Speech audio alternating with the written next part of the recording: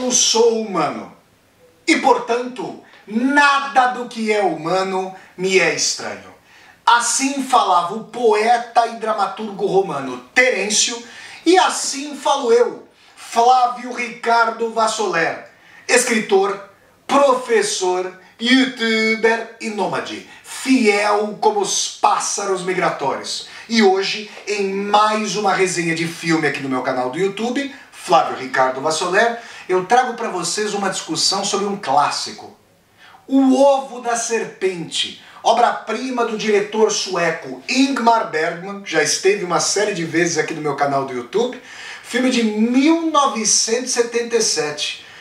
Eu diria que esse filme é totalmente fundamental, não mais para compreender o horror neofascista na nossa época, porque o Ovo da Serpente já foi chocado faz tempo, mas para que nós ao menos compreendamos parte da sua gênese, há um século, né? Justamente há um século, quando no começo da década de 20, o Partido Nacional Socialista dos Trabalhadores Alemães, esse era o nome do partido nazista, veio à tona com o facínora, com o sociopata Adolf Hitler, que, é bom frisar, não teria feito absolutamente nada sozinho, que teve uma legião de cúmplices, e é importante frisar que quem acha preconceituosamente e de forma limitada que o fascismo é um fenômeno adstrito à Itália e à Alemanha, está muito enganado. Bom, a contemporaneidade vem mostrando como países, populações supostamente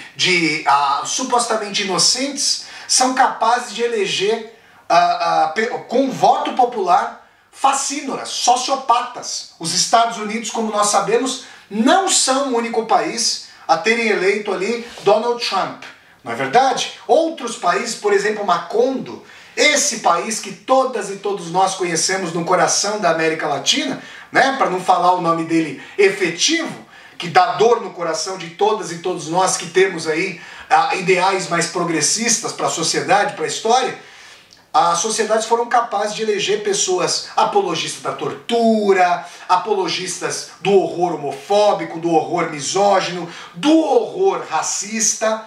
Isso é contemporâneo. Então nós precisamos dialogar com o filme O Ovo da Serpente, de Ingmar Bergman, para entendermos ali um pouco daquele contexto que gestou o horror do nazismo na Alemanha, mas que traz à tona um autoritarismo que fica latente. Como o poeta, escritor e dramaturgo alemão Bertolt Brecht certa vez sentenciou, a cadela do fascismo está sempre no cio.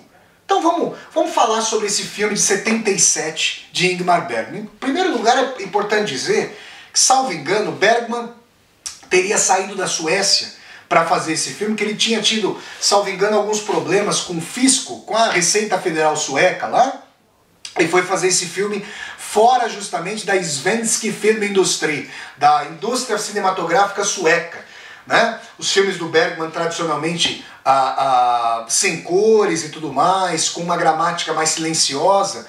E aqui a gente percebe em O Ovo da Serpente uma ingerência que sabe os produtores estadunidenses mais afinados com a gramática cinematográfica de Hollywood, umas cenas mais céleres, mais diálogos, menos silêncio, menos close ali nos rostos e tudo mais. Nem por isso o filme perde força, a despeito da sua trama mais obscura, que vai, digamos, ficando aclarada com o horror total ao fim e ao cabo.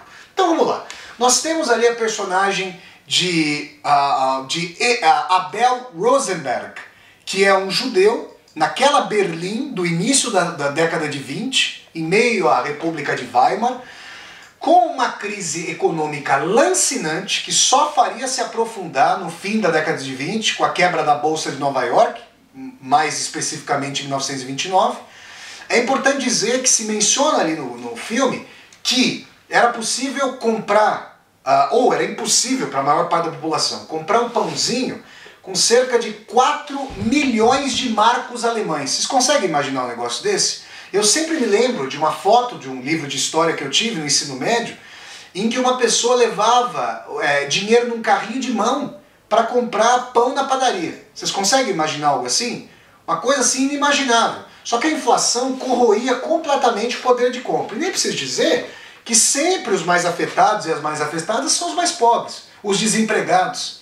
E aí, o pano de fundo macro-histórico vai mostrando como o cabaré onde trabalha Manuela, a esposa do irmão de Abel Rosenberg, o circo onde ele próprio trabalhava, tudo isso vai sendo tomado de assalto pelas hordas fascistas, os soldados ali, os adeptos, os membros dos grupos paramilitares nazistas, a SS, a SA, que são grupos paramilitares formados ali no início do Partido Nacional Socialista, uma vez que a Alemanha, derrotada na Primeira Guerra Mundial, após a assinatura vexatória para os alemães e as alemãs do Tratado de Versalhes, era proibida de ter um exército regular.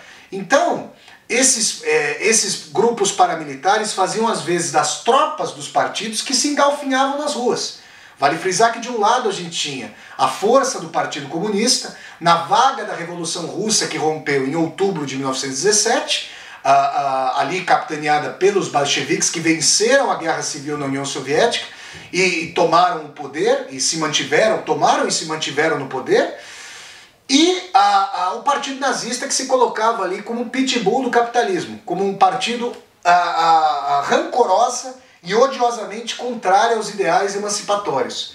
E aí é importante dizer que o desemprego, um clima em todo o filme O Ovo da Serpente de baile final, baile do apocalipse, as pessoas dançando, as pessoas se alcoolizando, como a personagem do David Carradine, que depois faria o Bill, né, no filme Kill Bill do Tarantino, ali ele jovenzinho, 1977, ele se tornou, lamentavelmente, uma pessoa viciada em álcool, tá a todo momento se embriagando, conhaque, vodka, uísque, cerveja, tudo que lhe cai nas mãos, para escapar à realidade lancinante do desemprego, do mercado clandestino, do aviltamento de todas as relações, da falta de perspectiva completa de futuro. Uma hora, quando ele está embriagado numa das ruas obscuras, sem luz, lúgubres, do inverno sumamente frio em Berlim, quando uma moça o aborda e diz que ele quer fazer um programa com ela,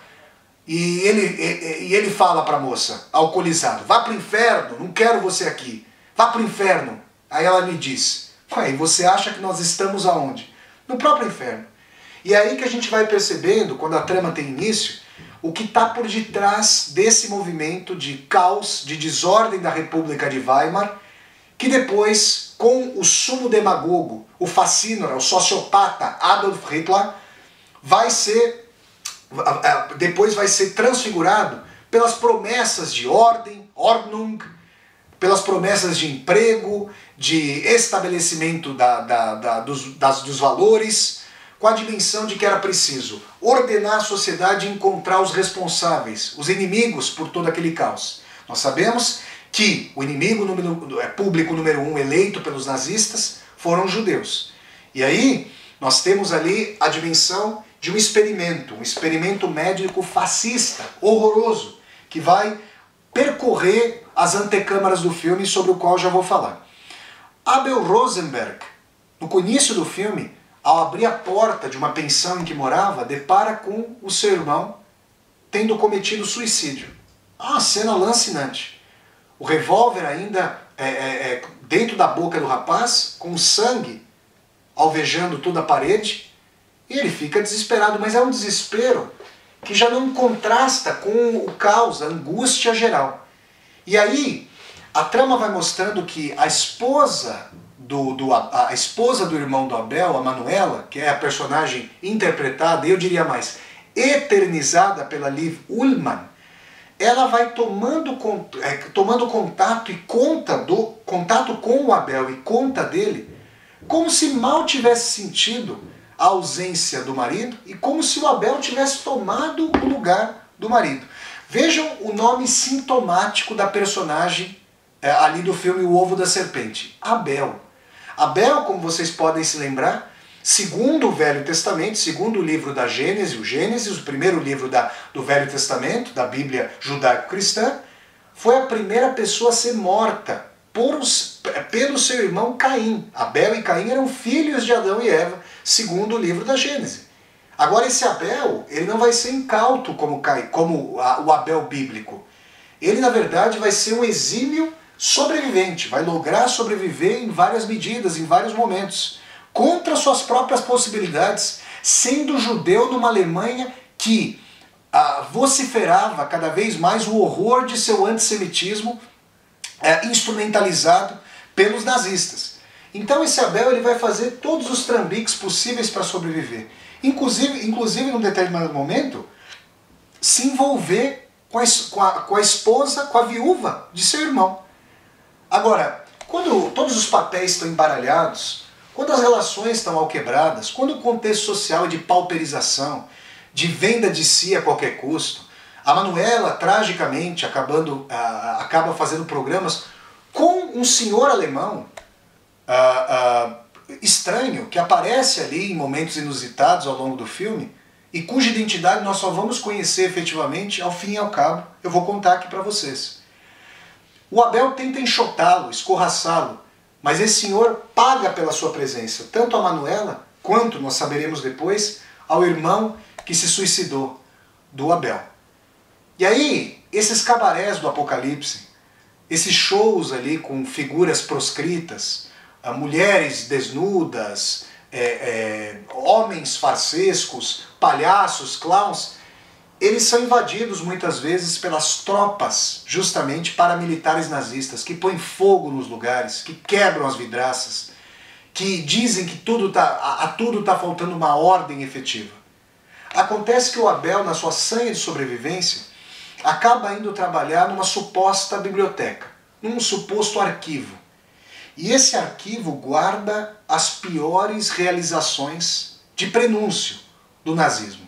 Enquanto os nazistas ainda não haviam chegado ao poder, eles eventualmente perfaziam alguns experimentos com o braço médico nazista.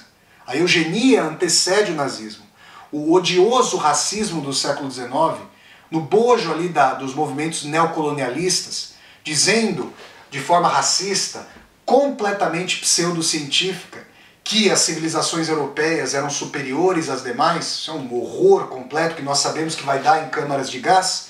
Daí a força e a importância da Declaração Universal dos Direitos Humanos no pós-Segunda Guerra. Esse horror eugênico de melhoria das condições biológicas do ser humano, isso é um horror completo. Ele antecede o nazismo e os nazistas vão instrumentá-lo para fazer os seus experimentos contra pessoas com necessidades especiais. Para testar, vejam vocês, a capacidade de angústia e dor das pessoas, colocando-as em situações extremas.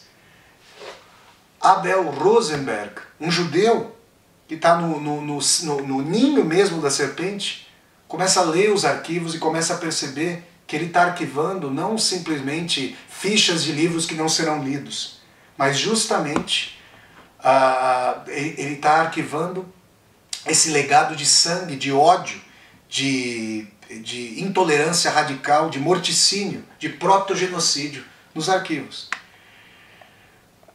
É como se nós não quiséssemos olhar, por exemplo, para como os animaizinhos muitas vezes são mortos para nos alimentarem. Para como determinados produtos das cadeias industriais são feitos porque utilizam animais como cobaias.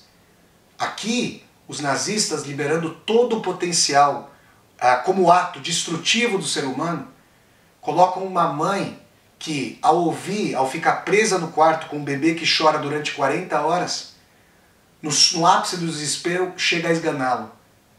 Um jovem promissor de uma universidade que tomara uma injeção que lhe traria pânico, recorre a um revólver posto ali na sala para se suicidar, para se livrar da vida que só lhe trazia pânico. E é assim que, ao fim e ao cabo, Abel Rosenberg descobre que aquele médico que pagava pelas presenças da Manuela arregimentara o irmão de Abel Rosenberg como voluntário, mais um desempregado que faria qualquer coisa por um tostão, por um trocado, para poder sobreviver, para que ele participasse desse experimento.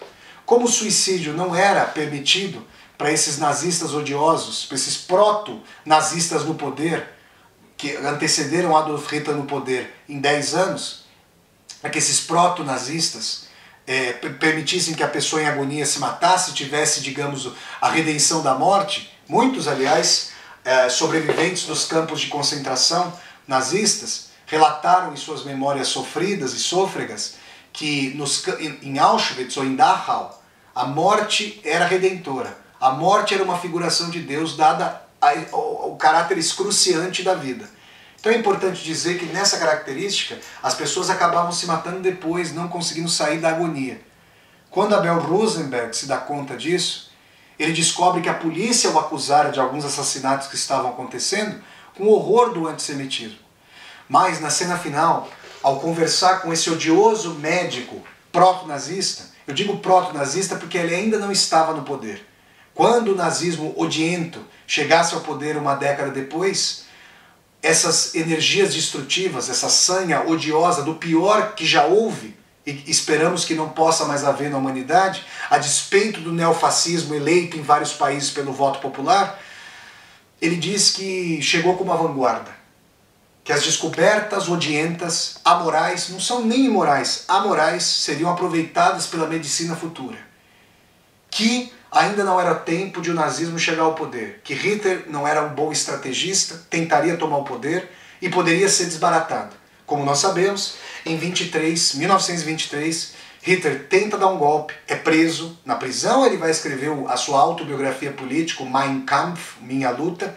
10 anos depois, tragicamente para toda a história da humanidade, chegaria ao poder, seu partido chegaria ao poder do parlamento alemão, o Reichstag, eleito pelo voto popular.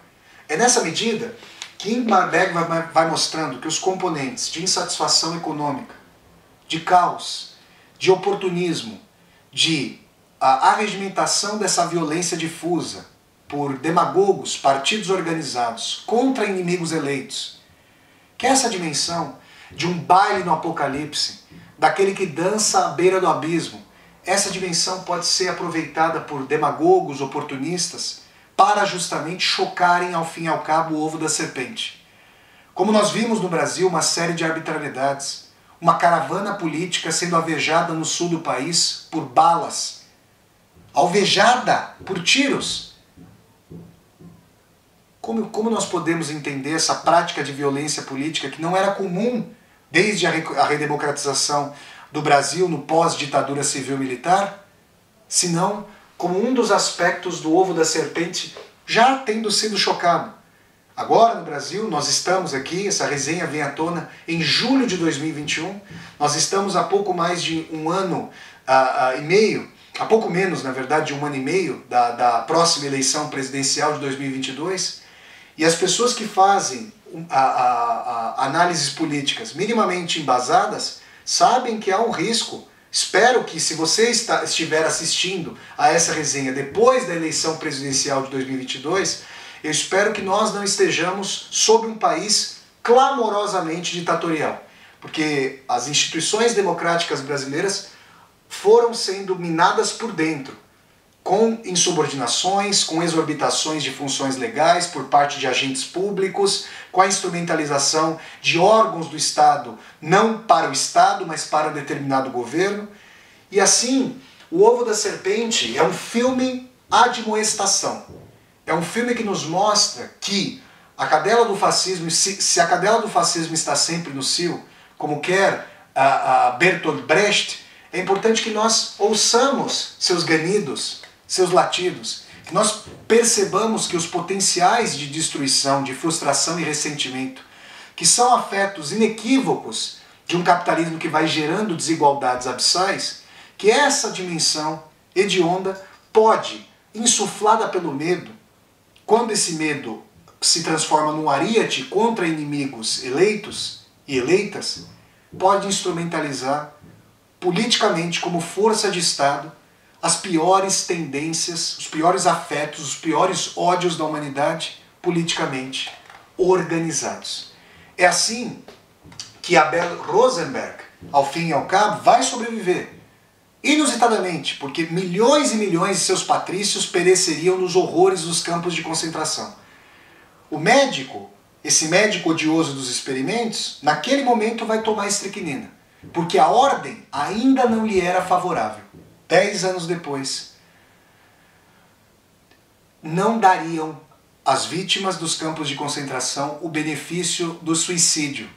Muitos quereriam tê-lo feito, porque os fariam sofrer como mortos-vivos, sem sequer ter a possibilidade de que eles se eletrocutassem nas cercas dos campos de concentração. Espancados que era se tentassem fazê-lo. Então, O Ovo da Serpente é um filme mais inusitado, mais díspare da tradição bergmaniana, mas nem por isso mais importante, menos importante. E aí quero dizer a vocês que uma cena me lembra o Bergman recorrente, esse grande Ingmar Bergman das questões político-sociais e existenciais.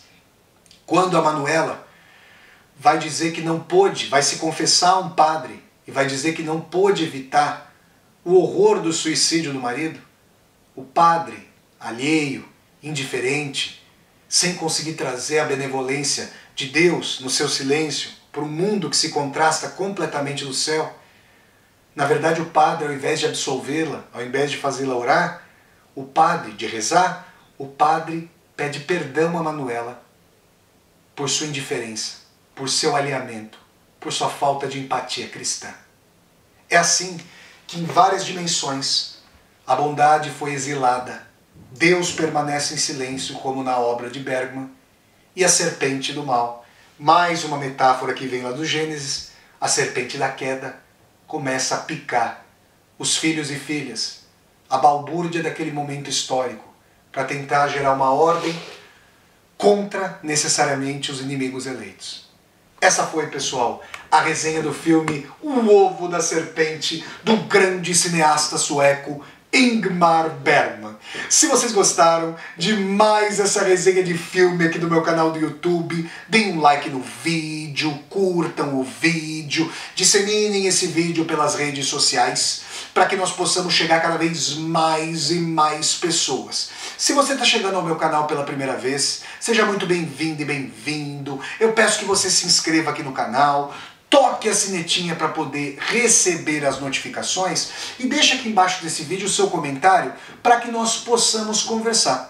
E mais, aqui embaixo desse vídeo você vai encontrar uma tecla chamada Seja Membro. Se você gosta das atividades desse canal, considere a possibilidade de clicar nessa tecla Seja Membro e se tornar um membro ou uma membro humanista aqui do meu canal, segundo sua possibilidade financeira, para apoiar esse meu projeto de universidade aberta no YouTube. Eu sempre deixo para vocês o convite para que assistam às resenhas de filme aqui no meu canal do YouTube, que acontecem todos os sábados às 10 horas da manhã, horário de Brasília. Então até a próxima resenha de filme, pessoal, e tchau, tchau!